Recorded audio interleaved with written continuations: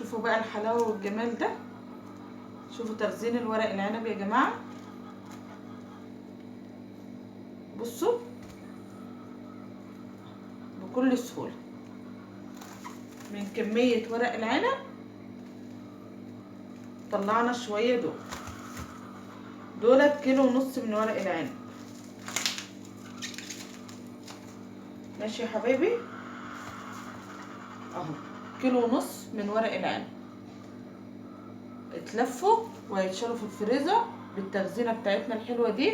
شوفوا الفيديو هيعجبكم. صباح الفل يا صباح الورد يا صباح الياسمين عليكم يا اغلى حلوين واغلى متابعين عندي. ازيكم عاملين ايه؟ يا رب تكونوا بخير. بصوا بقى يا حبايبي، الفيديو بتاعنا النهارده فيديو حلو كده ولطيف وخفيف. الفيديو بتاعك ايه يا ام حنين؟ تخزين ورق العنب يا جماعه. انا جبت ورق العنب تخزين بقى، بنخزنه من السنه للسنه، فقلت لازم اوري حبايبي بقى تخزين الورق العنب ازاي بتفاصيله بسعره بكله، عشان هي ديت اوان الورق العنب اللي من دول. ماشي يا حبايبي. قبل بقى ما نبداوا الفيديو بتاعنا نصلي على النبي عليه افضل الصلاه والسلام. معلش بقى ان انا نايمه، مع ان والله انا فايقه خالص. يعني احنا دلوقتي الساعه 6:15 الصبح. انا قمت الحمد لله الحمد لله، قمت صليت الفجر وقريت شويه قران وكده، وقلت اقوم اتنشط بقى. الشغلانه بتاعت الصبح دي بتعدي. انا جايبه ورق العنب بقالي يومين والله، وعايزه كل يوم اقوم اعمله بكره اعمله بكره، فبيجي كذا حاجه تشغلني يعني. فقلت بقى ايه، هقوم اصلي الفجر واقرا شويه قران، واقوم بقى ايه مع حبايبي اخزن ورق العنب واوريهم بيتخزن ازاي، واقول لهم اسعاره ايه، وتجيبوا الورقه النظيفه ازاي، يعني تفاصيل ورق العنب. يلا بقى نخش على الفيديو. بس اهم حاجه بقى نصلي على النبي عليه افضل الصلاه والسلام، ومتنسوش اللايك بتاعكم الجميل ليا، والاشتراك في القناه وتفعيل الجرس على الكل عشان يوصل لكم اي اشعار من ام حنين يا جماعه. ويا رب تكونوا بتستفادوا من الفيديو بتاعي او اي حاجه انا بنزلها لكم تكون بتستفادوا منها. يلا نخش على الفيديو الجميل بقى وطريقه تخزين ورق العنب. وده يا حبايبي ورق العنب بتاعه هو دولت الكميه ديت كيلو ونص ورق عنب. ماشي، انا يعني احنا بنحب ورق العنب، فانا ايه مزوده في الكميه.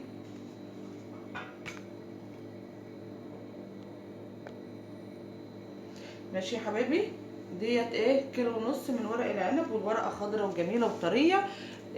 ولما تجيبوا يا جماعه هاتوا الورقه البناتي، تجيبوا الورقه البناتي اللي هي بتبقى طريه، يعني ما تبقاش تخينه وناشفه، بتبقى الورقه حلوه كده طريه زي ما انتم شايفين. بصوا يا حبايبي اهي الورقه تكون بناتي. يعني لما تيجوا تقولوا بتاعه الخضار تقولوا لها عايزين ورق عنب، الورقه البناتي. ماشي يا حبايبي اهي الورقه الخضر الجميله دي تبقى طريه، وهتتخزن معاك من السنه للسنه، وهتطلعها كانك لسه شارياها بالظبط، ولا هتسلقي ولا هتعملي حاجه. وطريقه تخزينها بسيطه جدا، وهوريك هتعمليها ازاي. وكمان في نفس الوقت مش هتاخد منك مكان في الفريزر، لان احنا كنا بنعمله طريقه الاول بنحطوه في الفريزر في اكياس وكده وبنطلعوه يتقطم مننا انا هوريكم بقى طريقه النهارده. بصوا ده الطريقه دي. تعالوا بقى نشوفوا هنعمله ايه، وجربوا الطريقه ان شاء الله ان شاء الله ان شاء الله هتعجبكم يا حبايبي.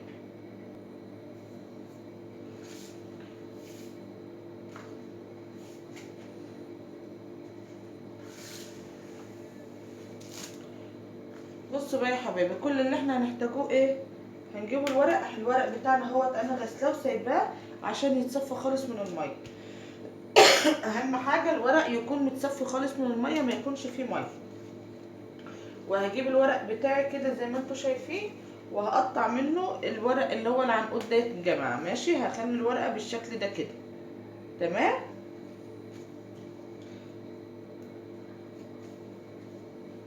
بصوا ده هقطم منه ده كده بكل سهوله، بيتقطع معايا بكل سهوله، ولا هنسلقه ولا هنعمله اي حاجه.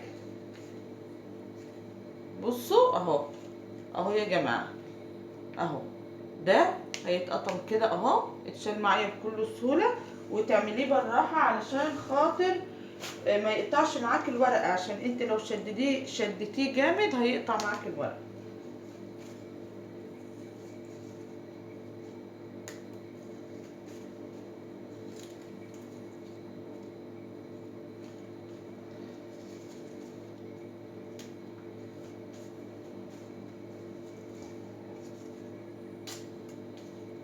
بصوا يعني دي اتشدت معايا ازاي،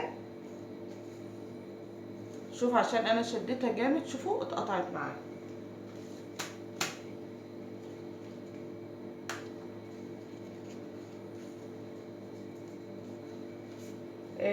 هو دلوقتي يا جماعه ورق العنب تخزينه اليومين دول، فاللي عايز يشتري الايام ديت علشان خاطر هو التخزين بتاعه اليومين دول.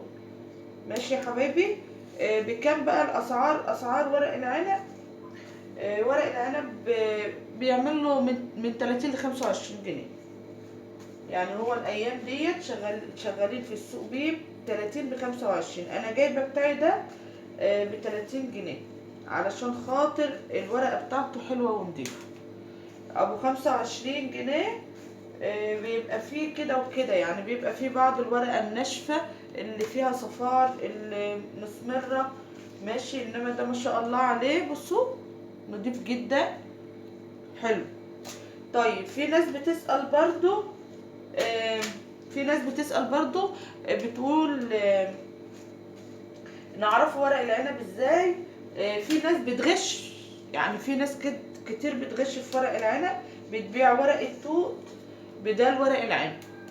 في ناس كتير قالوا طب احنا نعرفه ده ازاي وده ازاي. هقول لكم دلوقتي تعرفوا ازاي. بصوا بقى، عشان تعرفوا ورق العنب من الورق التوت، العنقود ده هتقطموه وهتتقوا عليه بسنانكم كده، هتدقوه. لو مزز في حنككم هيبقى ده ورق عنب. لو عادي الطعم بتاعه عادي، يبقى ده ورق توت، ما تجيبوهوش. مش هيبقى ورق عنب. انما ورق العنب هتعملوا كده، لقيتيه مزز في حنكك، يبقى ده فعلا ورق عنب يا جماعه.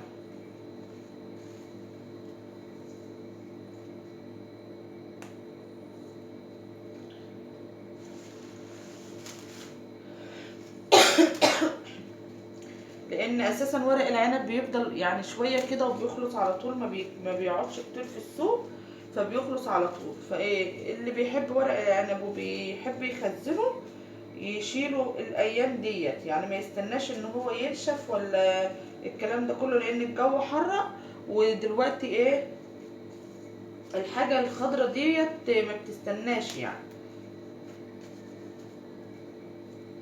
وبعدين كمان بتاع المحلات ما بيبقاش حلو زي الاخضر الطازه الفريش اللي انت بتبقي شايلاه ومخزناه، وبيبقى غالي وما بيبقاش حلو في الطعم.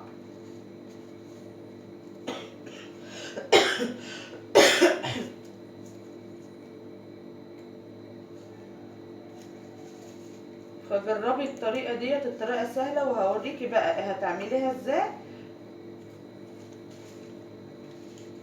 ومهما عملت بقى كميه منه مش هيأثر معاكي في المكان.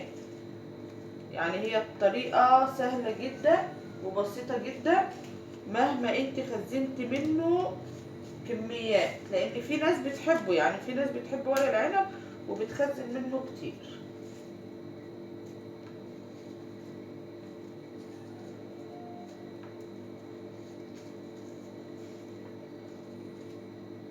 انا بصراحة قمت اتشجعت وقلت اصلي الفجر، اصلي الفجر كده واقوم اعمله الصبح واشوف ايه اللي ورايا من بدري.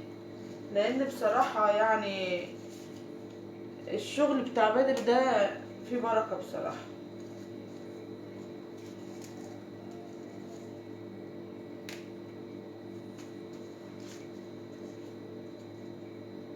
هو بيبقى تعب شوية انك ترصي كده واحدة بواحدة، بس يعني لو في بقى معاكي حد وايد على ايد بتكيد يا جماعة.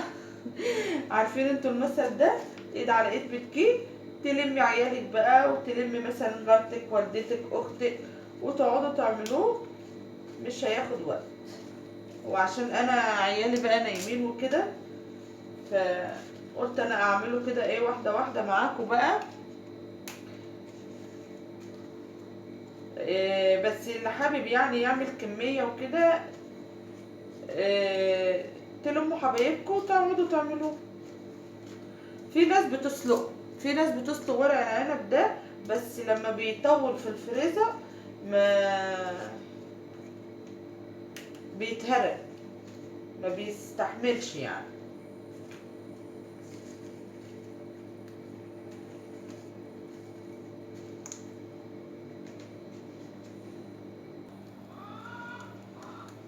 هنجيبه بقى يا جماعه لفه الاسترتش،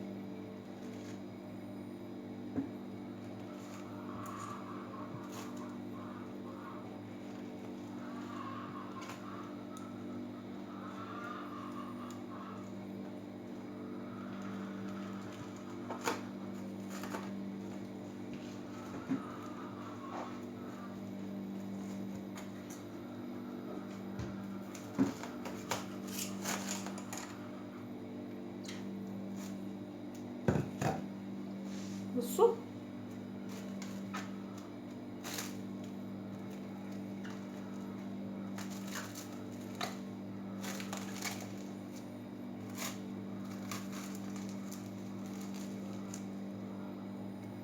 شوفوا،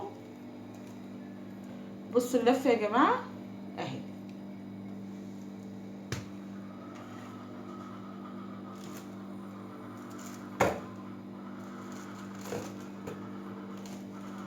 تاني واحده هي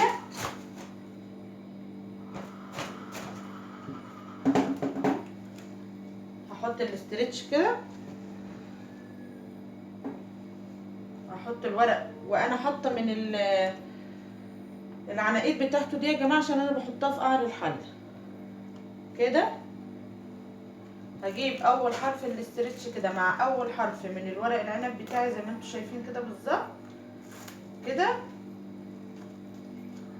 والفه بضغطه علشان ما يبقاش فيه هوا.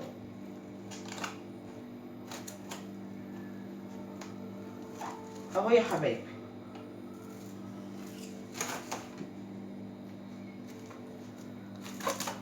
طريقه سهله وبسيطه جدا، وتحافظ على ورق العنب من السنه للسنه.